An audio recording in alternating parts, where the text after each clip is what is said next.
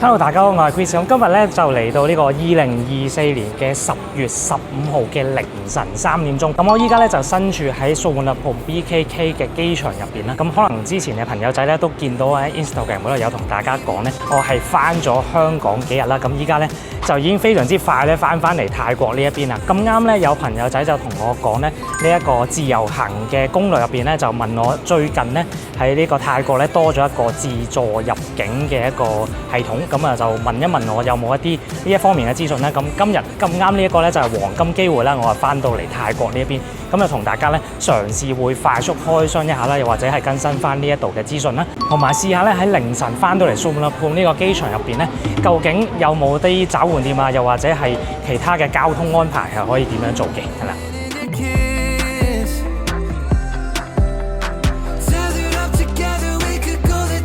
咁啱啱咧就極速過完呢個關咧，咁我就特登問過呢一度嘅職員咧，其實入境嘅時候已經發現咧，呢一度所謂嗰個自助入境咧，喺呢個素萬那普機場咧，淨係得泰國本地人咧，大概有6個 counter 咧係專係 for 佢哋嘅。暫時咧喺素萬那普機場呢一度咧，只係出境先有，因為咧我數機啊，其實上個禮拜我出境嘅時候咧，已經見到咧出境嘅時候咧係有超過一半咧都係一啲自助 counter 嚟嘅。咁另一半咧就係傳統嗰啲櫃台。咁以前咧我哋可能喺機場嗰度咧落 lift 嘅時候分開左右咧，譬如係左邊嗰邊咧已經係全部轉晒電子 counter， 右邊咧就係同以前一樣都係一啲傳統嘅 counter 啦。入咗境之後咧就再問個 staff 咧，佢係話現時外國人咧係暫時冇呢一個自助入境嘅通道嘅。咁換句話講咧，網上面有啲朋友仔就話佢哋入咗境用咗電子通道咧，有機會就係一啲揸長期簽證 visa 嘅人咧，可能佢哋有一啲電子嗰啲人樣識別啊，或者指模咧有喺個底入邊咧，咁佢哋就可以直接用嗰啲通道。咁但係咧，如果用嗰啲電子通道咧入咗境咧係冇嗰啲入境印嘅。如果大家真係揸住長期簽證而又入咗境又驚去銀行有啲咩問題嘅話咧，都係去翻 counter 個櫃台去做就會比較好啲啦。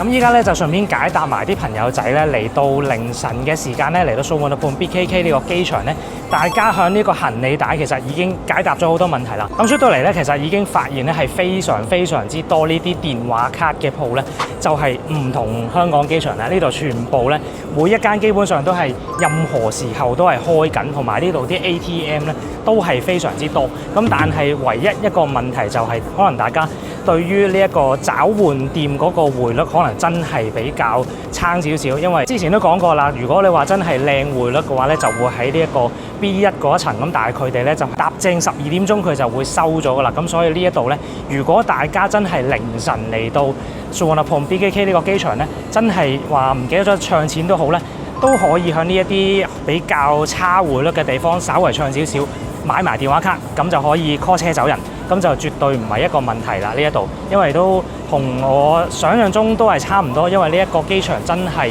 同香港有少少分別啦，就係無論由行李帶嗰邊行到嚟呢一邊，全部一辣過都係一啲電話卡啊，又或者係啲 ATM， 咁就絕對方便大家，無論你邊一個位置都唔使驚揾唔到。作為一個遊客嚟講咧，真係體驗真係非常之唔錯呢一度。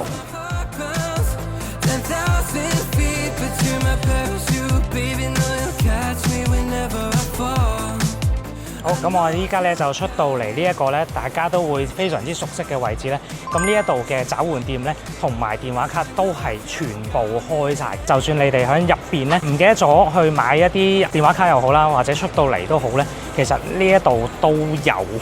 咁所以都係比較驚喜同埋方便嘅，真係。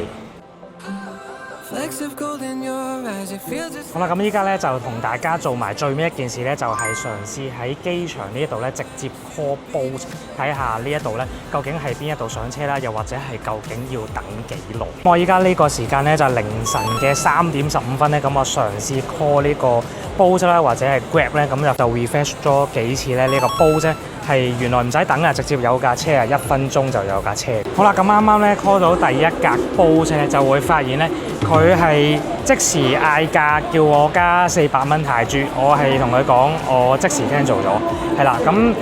我相信有好多朋友仔可能真係會遇到呢個問題嘅，唔緊要，即係大家如果真係有少少時間遇到呢一啲情況呢，咁就算我身為半個泰國人都好呢，我都唔會助長呢件事發生嘅。咁當然你話唔過分嘅，其實我覺得 OK。咁但係如果你話直接嚟劏遊客，直接加400蚊泰銖，即係車費之下再加400蚊泰銖，我就不能接受。咁呢度已經即刻 cancel 咗第一步啦。A few moments later， 係啦，咁我依家 call 第二架 Bolt 咧，就已經係非常之快，已經同我講話問我響邊個位置上車。咁其實都比較簡單啦，咁冇話 Grab 嗰個位置指定位置啦，咁佢可能都會問2樓定3樓啊，咁直接同司機講翻咧話2樓上車，咁就已經 OK 啦。咁呢一度。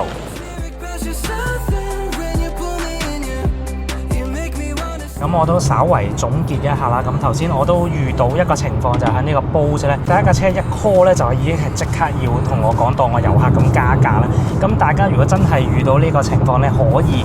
直接 cancel 咗，好似我咁 cancel 咗，再 call 嗰一格都 OK 嘅。咁因為呢個 Bolt 嘅 app 咧，其實都係比較方便我哋遊客啦，可以係一個叫做 auto translate 啦，自動去翻譯啦。其實我哋喺溝通上面咧就絕對冇任何嘅困難。真係唔啱嘅話呢，咁就可以直接 cancel 咗就 OK。咁頭先我都見到咁啱呢，我冇車呢，就諗住會唔會真係凌晨嘅時間呢係冇任何嘅車嘅呢？咁原來唔係嘅，因為我頭先出到去，因為架司機到咗嘅時候呢，我就直接出去嗰度去上車嘅時候呢，都發現呢一度嘅附近呢都係非常非常之多車，除咗的士之外 call 車都係非常之多。如果大家真係凌晨時分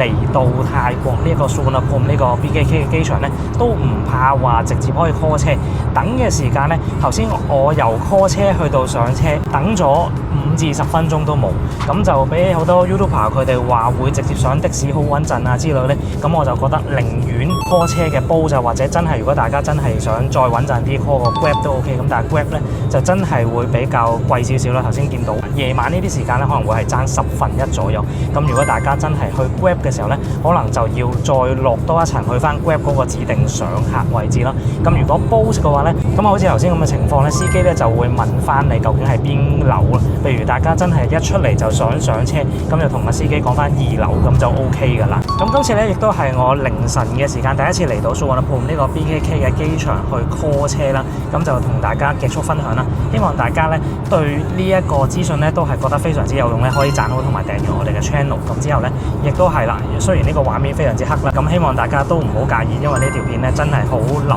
時，想極速分享俾大家知道最新嘅資訊咁樣嘅。多謝大家收睇。